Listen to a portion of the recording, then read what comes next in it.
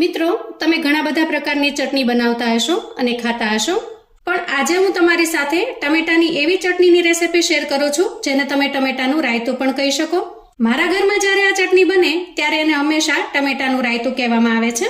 જ્યારે પણ આ ચટણી બનાવવાની ફરમાઈશ આવે એટલે બધા આને ટમેટાનું રાયતું કહે છે. આને તમે ટમેટાની ચટણી કહો કે રાયતું કહો, ખૂબ જ ટેસ્ટી અને મજેદાર બને છે. અને તમે આને શાકની જગ્યાએ મેઇન ડીશ તરીકે દાળ ભાત કે રોટલીની સાથે પીરસી શકો છો, અથવા તો ચટણીની જેમ સાઈડ ડીશ તરીકે પણ પીરસી શકો છો. ખૂબ જ સ્વાદિષ્ટ બને છે. તો ચાલો બનાવવાની રીત જોઈ લઈએ. હેલો ફ્રેન્ડ્સ, તમુસ કિચન એન્ડ વ્લોગ પર તમારું સ્વાગત છે. અહીંયા મેં 250 ગ્રામ જેટલા ટમેટા લીધેલા છે. આ ટમેટાનો કલર એકદમ સરસ લાલ કલરનો હોય એવા ટમેટા આપણે પસંદ કરીશું અને એકદમ સરસ ધોઈ અને ચોખ્ખા કરીને લઈ લીધા છે. હવે જુઓ, અહીંયા ટમેટાને આપણે આ રીતે બે ભાગમાં વહેંચી લઈએ. હવે ટમેટાનો જે ઉપરનો ભાગ છે એને આપણે ચાકુની મદદથી દૂર કરી લઈશું. હવે કૂક કરવા માટે ટમેટા એકદમ સરસ પરફેક્ટ તૈયાર છે. આપણે ગેસ તરફ જઈશું. ગેસ ઓન કરી ગેસ ઉપર આપણે એક પેન મૂકીશું. ખાસ કરીને અહીંયા આપણે નોનસ્ટિક પેનનો ઉપયોગ કરીશું અથવા તો કોઈ જાડા તળિયાની કડાઈ લઈશું. હવે પેન થોડું ગરમ થાય એટલે આપણે એમાં એક મોટા ચમચા જેટલું તેલ ઉમેરીશું. કોઈ પણ કુકિંગ ઓઇલ તમે અહીંયા લઈ શકો છો. અહીંયા તેલની અંદર મેં સિંગ તેલનો ઉપયોગ કરેલો છે. તેલ થોડું ગરમ થાય એટલે આપણે 1 ચમચી જેટલું જીરું નાખીશું, આખું જીરું. અને 3 થી 4 લસણની કળીને આ રીતે એકદમ ઝીણી ઝીણી ચોપ કરી લીધી છે, એને ઉમેરી દઈએ.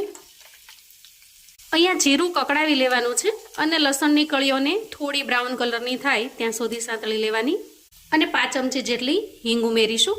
હવે જુઓ, અહીંયા લસણની કળીઓ સરસ રીતે બ્રાઉન કલરની થઈ ગઈ છે. હવે આ સ્ટેજે સમારીને તૈયાર રાખેલા ટમેટાને આપણે આ રીતે સેટ કરવાના છે. જો આ રીતે. ગેસની ફ્લેમને અત્યારે આપણે એકદમ ધીમી રાખીશું અને પેન ઉપર ઢાંકણ ઢાંકી દઈશું. અંદાજે 8 થી 10 મિનિટ સુધી આપણે આ રીતે ટમેટાને સારી રીતે પકવી લેવાના છે. વચ્ચે જરૂર જણાય તો 1 થી 2 વખત આપણે એને ચલાવી લેવાનું, જેથી નીચે ચોંટી ન જાય.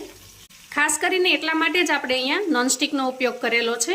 હવે ટમેટા સારી રીતે શેકાય છે ત્યાં સુધીમાં થોડી આપણે આગળની તૈયારી કરી લઈએ. તો અહીંયા મેં એક તીખું મરચું લીધું છે અને એક મોળું મરચું લીધું છે, જેથી કરીને બહુ વધારે પડતી તીખાશ ના આવી જાય. એક કાકડી લીધી છે, થોડી કોથમીર અને નાની 3 ડુંગળી લીધી છે અને સાથે સાથે 8 થી 10 ફુદીનાના પાન પણ લીધા છે. હવે આ બધી જ વસ્તુને આપણે ઝીણી ઝીણી સમારી લઈશું. તો અહીંયા તીખાશને બેલેન્સ કરવા માટે મેં બંને મરચાંનો ઉપયોગ કરેલો છે. તો જુઓ, આ તીખું મરચું અને આ મોળું મરચું આપણે સમારી લીધું છે. એ જ રીતે આપણે હવે ડુંગળીને સમારી લઈએ. અહીંયા મારી પાસે ડુંગળી નાની હોવાથી મેં 3 લીધી છે. તમારી પાસે જો એક મીડિયમ સાઇઝની ડુંગળી હોય તો તમારે એક જ નંગ લેવાની. કાકડી આપણે આમાંથી અડધી લઈશું અને એને પણ ઝીણી ઝીણી સમારી લઈએ. તો અહીંયા બધી જ વસ્તુને આપણે એકદમ સરસ રીતે સમારી લીધી છે. હવે આપણે ગેસ તરફ જઈશું. અંદાજે 7 થી 8 મિનિટ જેટલો સમય થયો છે. આપણે એક વખત ખોલીને ચેક કરી લઈએ. વચ્ચે મેં એક વખત ટમેટાને ચલાવી લીધેલા. તો જુઓ, અહીંયા ટમેટામાંથી પાણી રિલીઝ થઈ ગયું છે અને એના ઉપર આ રીતે ગ્રીસ પણ પડી ગઈ છે. પણ અમુક ટમેટા છે એને હજી પાકતા થોડી વાર લાગશે. અંદાજે 1 થી 2 મિનિટ જેટલો સમય લાગશે. તો ફરી આપણે ઢાંકી દઈએ અંદાજે 2 થી 3 મિનિટ સુધી, જેથી કરીને ટમેટાના જે મોટા પીસ છે એ પણ સારી રીતે પાકી જાય. હવે ફરી આપણે ચેક કરી લઈએ. તો જુઓ, અહીંયા ટમેટા છે એ બધા જ સારી રીતે ગળી ગયા છે. એકદમ સરસ બફાઈ શેકાઈને સરસ થઈ ગયા છે. ટમેટાની ઉપરની જે છાલ છે એને આપણે આરામથી કાઢી શકીએ એ રીતે સરસ રીતે બફાઈ ગયા છે. અને આ રીતે આપણે કાંટીની મદદથી એની છાલ કાઢી લઈશું.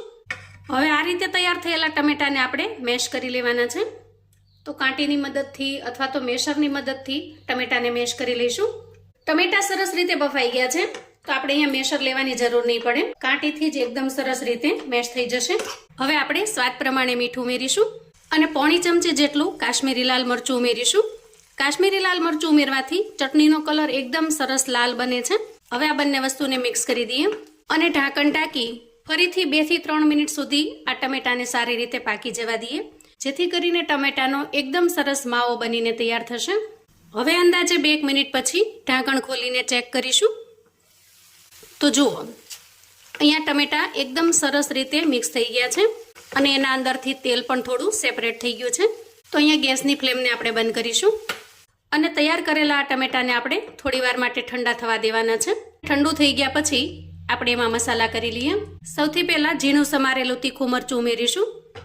ત્યાર પછી મોળું મરચું, ફુદીનાના પાન, ઝીણી સમારેલી ડુંગળી ઉમેરીએ, કાકડી ઉમેરી દઈએ અને છેલ્લે કોથમીર ઉમેરી દઈશું. 1 ચમચી જેટલા ચીલી ફ્લેક્સ ઉમેરીશું. 1 ચમચી જેટલું શેકેલા જીરાનો પાવડર અને થોડું સંચળ ઉમેરીશું. તો આપણે ચટણીમાં ટમેટાની અંદર મીઠું નાખેલું છે એ પ્રમાણમાં આપણે અહીંયા સંચળને ઉમેરવાનું. અને હવે આ બધી જ વસ્તુને આપણે સારી રીતે મિક્સ કરી લઈશું. આ ચટણી એટલી ટેસ્ટી બને છે કે શાકની જગ્યાએ પણ તમે આ ચટણીનો ઉપયોગ કરી શકો. દાળ ભાતની સાથે, કોઈ પણ શાકની સાથે કે રોટલી ભાખરી પૂરી પરાઠાની સાથે પણ આ ચટણીનો ટેસ્ટ ખૂબ જ અમેઝિંગ આવે છે. મોટાભાગે આપણે ટમેટાની ચટણી, ડુંગળીની ચટણી કે લસણની ચટણી બનાવતા હોઈએ, પણ આ જે ચટણી છે એનો ટેસ્ટ તમે જો એક વખત કરશો તો હંમેશને માટે આ ચટણી બનાવવાનું પસંદ કરશો. આ ચટણીને તમે રાયતું પણ કહી શકો છો. જેમ મેં શરૂઆતમાં કીધું એમ મારા ઘરમાં આ ચટણીને બધા ટમેટાનું રાયતું કહે છે. ખૂબ જ ટેસ્ટી બને છે. તો મિત્રો, આવું અવનવું જાણવા માટે અને મને સપોર્ટ કરવા માટે ચેનલ પર જો તમે નવા છો તો પ્લીઝ ચેનલને સબસ્ક્રાઈબ કરો. વિડીયો ગમે તો લાઈક અને શેર કરો. તમારા સગા સંબંધી મિત્રોને પણ આપણી આજની એકદમ ટેસ્ટી એવી ટમેટાની ચટણીની રેસિપી ચોક્કસથી મોકલી આપજો, જેથી એ લોકો પણ બનાવીને તૈયાર કરી શકે, એન્જોય કરી શકે અને એના પરિવારને પીરસી શકે. કોમેન્ટમાં મને ચોક્કસથી જણાવજો મિત્રો કે આજની એકદમ અલગ રીતે બનાવેલી ટમેટાની ચટણીની રેસિપી તમને કેવી લાગી છે. અને હા મિત્રો, વિડીયો ગમે તો એક લાઇકની સાથે સાથે હાઈપ પણ આપી દેજો. ફરીથી મળીશું એક નવી રેસિપી સાથે. ત્યાં સુધી આવજો મિત્રો.